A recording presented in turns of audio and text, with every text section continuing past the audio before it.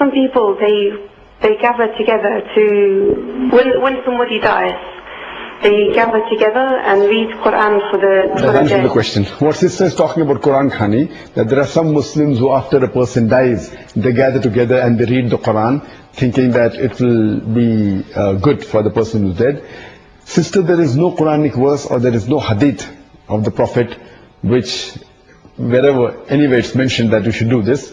If a person is alive, when he's alive you should read the Quran. Now imagine a person dies and then you read the Quran for him. There is no evidence in the Quran or the Hadith. This is a bid'ah, sister. It is an innovation.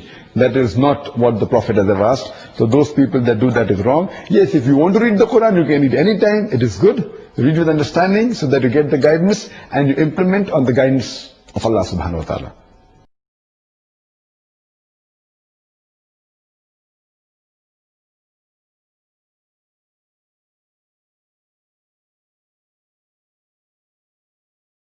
Hukum menghadiahkan Al-Quran.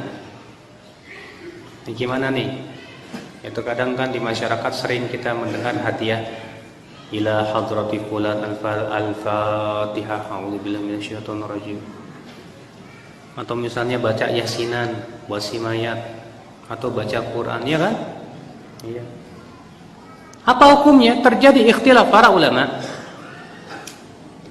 Pendapat Al-Imam Ahmad bin Hanbal, Hanafi, demikian pula riwayat dari Syafi'i dan pendapat ulama terakhir dari mazhab Maliki dan sebagian Syafi'iyah terutama mutaakhirinnya mengatakan bahwa bacaan Al-Quran itu sampai kepada mayat. Sampai ke mana? Ke mayat. Iya.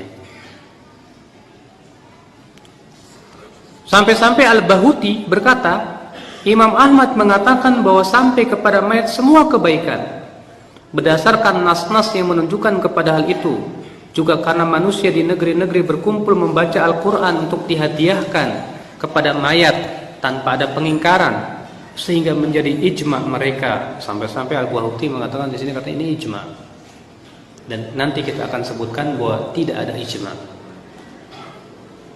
Iya. Apa dalil mereka, Pak?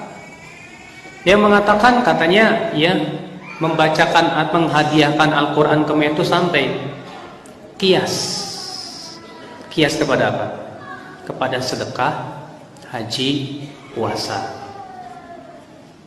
Kan disebutkan dalam hadis sedekah untuk mayat itu sampai. Disebutkan dalam hadis menghajikan orang itu boleh. Mempuasakan ya orang tua kita yang punya hutang boleh. Berarti dikiaskan kepadanya apa? Seluruh amalan kebaikan. Ya. Ini kias. Di antara dalil mereka juga apa? Hadis Ma'qil bin Yasar bahwa Nabi SAW sabda, "Iqra'u Yasin ala mautakum." Bacakan surat Yasin kepada orang yang sudah mati di antara kamu. Tapi hadis ini akhir dhaif. Di dalam sanadnya terdapat Abu Uthman, ya bukan An-Nahdi, dan ayahnya dua-duanya perawi yang majhul, dan juga sanadnya muttarib, terdapat keguncangan. Ya. Pendapat yang kedua, dan ini pendapat yang masyhur dari Imam Syafi'i rahimahullah. Imam Syafi'i mengatakan bahwa bacaan Al-Quran tidak sampai ke siapa? Ke mayat.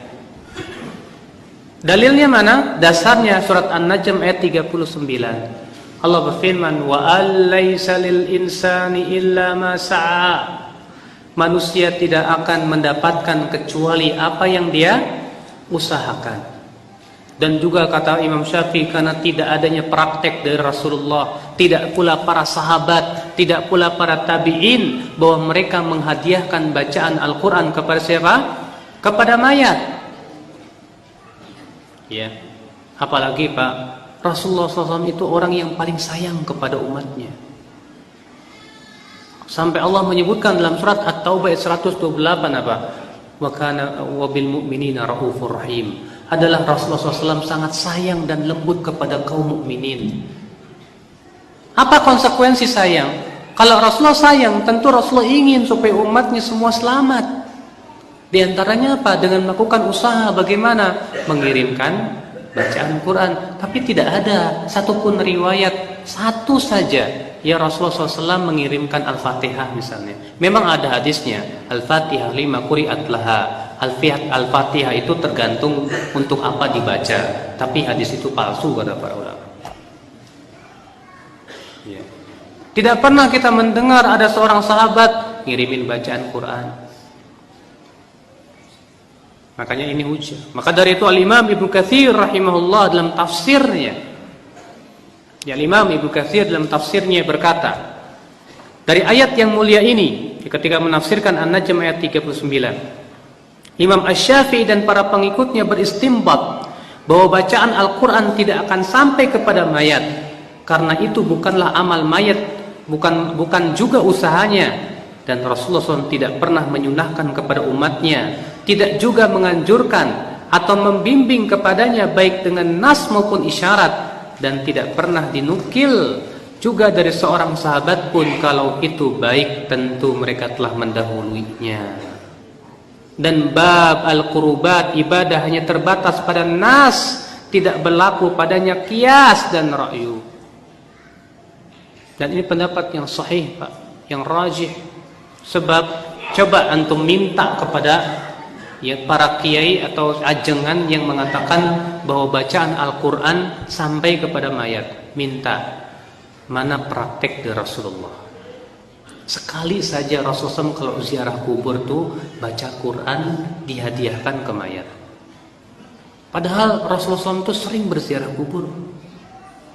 Di suatu malam ketika Rasulullah SAW diperintahkan oleh Allah untuk berziarah kubur Baqi, lalu kemudian diikuti oleh Aisyah dari belakang.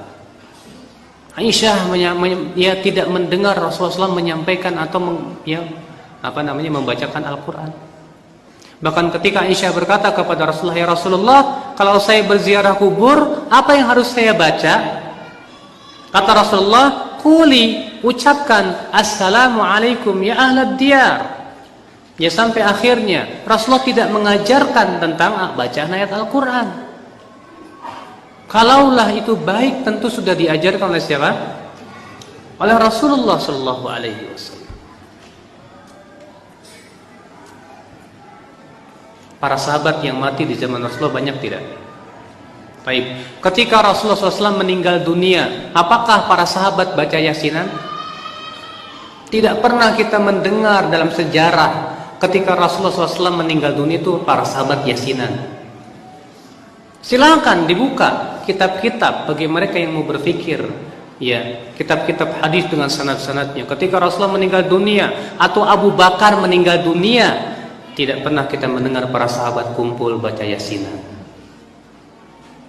Ketika Umar bin Khattab meninggal dunia, Utsman meninggal dunia, Ali bin Abi Thalib meninggal dunia, kita tidak pernah mendengar para sahabat baca yasinan, menghadiahkan bacaan Al-Quran kepada. Selain hadisnya juga dhaif ya. Ya. Itu menjadi tren di masyarakat kan. Ayo baca yasinan, yasinan. Ya, kalau enggak yasinan kamu Wahabi, sesat kan. Masya Allah. Ikhwatul Islam, azani Allah wa iyyakum. Adapun klaim Bahuti bahwa itu ijma, ini klaim yang batil. Kenapa? Karena perselisihan dalam masalah ini jelas. Nah, terus berarti Imam Ahmad sesat dong. Berarti Imam Malik sesat. Berarti Imam Abu Hanifah sesat? Yang mengatakan bahwasannya ya bacaan Quran sampai, kita katakan mereka sudah berijtihad. Dan orang yang berijtihad itu kalau benar dapat 2 pahala, kalau salah dapat 1 pahala. Berarti buat mujtahidnya dapat pahala, lah buat antum kalau tahu itu salah dapat dosa kalau tetap ngikutin juga. Ya akhi, dalam masalah perselisihan ulama, hujah kita bukan ulama. Kalau ketika terjadi ikhtilaf ulama, hujah kita apa? Al-Quran dan Sunnah Rasulullah SAW. Makanya kalau ada orang berkata, sampean kan punya ulama, saya punya ulama, ya masing-masing aja. Kita katakan, apa benar, apa pernah kita mendengar ada ulama yang hujahnya begitu? Imam Syafi'i ketika dialog dengan Imam Ahmad bin Hambal tentang masalah tarikus shalah, ya orang yang meninggalkan sholat hukumnya kafir atau tidak. Imam Ahmad membawakan nas dalil, Imam Syafi'i membawakan dalil. Tidak pernah kita mendengar para ulama ketika dialog, sampean punya ulama, saya punya ulama. Itu perkataan orang bodoh biasanya. Sering kita dengar seperti itu. Ya ulamamu, ulamamu, ya ulamaku, ulamaku. Ya subhanallah. Tidak ya akhi. Ya, kalau sudah terjadi ikhtilaf seperti ini, kita lihat dalilnya. Kita lihat praktek dari Rasulullah dan para sahabatnya. Ya. Maka ini pendapat yang sahih, yang rajih, bahwasanya tidak pernah dinukil bahwa Rasulullah SAW menghadiahkan bacaan Al-Quran. Tidak pula para sahabat, tidak pula para tabi'in.